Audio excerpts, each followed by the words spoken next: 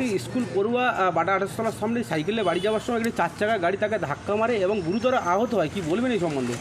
দেখুন, বাচ্চাটাকে ধাক্কা মারে, তারপরে গাড়িটাকে আমরা সঙ্গে সঙ্গে আটক করি এবং গাড়িটার ড্রাইভার এবং গাড়িটা দুটোই থানায় ধরা পড়েছে। এবং বাচ্চাটা যখন ইএসআই হসপিটালে যায় তখন বাচ্চাটার অবস্থা খুব খারাপ থাকে। সঙ্গে সঙ্গে আমরা সাংসদ অভিষেক ব্যানার্জির অফিসে জানাই এবং সাংসদ তৎক্ষণিক ট্রমা কেয়ারে সেই বাচ্চাটাকে যাতে তৎক্ষণিক ভর্তি করতে পারে সেই সমস্ত ব্যবস্থা করে রাখেন এবং এখন বাচ্চাটা ট্রমা কেয়ার পিজি কেয়ারে ভর্তি আছে, একটু ভালো আছে, চেষ্টা করছে ডাক্তারবাবুরা। বাচ্চাটার অবস্থা যেন আশঙ্কাজনক শোনা যাচ্ছে। হ্যাঁ, এখনও পর্যন্ত আমরা যেটা শুনলাম একটু খারাপ অবস্থা আছে। আমরা কন্টিনিউ ফলো আপ রাখছে সাংসদ অফিস ওটার উপরে এবং আমরা ফলো আপ রাখছি যে কী হচ্ছে না হচ্ছে আমরা সেটা জানবার। বাচ্চার নাম পরিচয় কিছু জানা?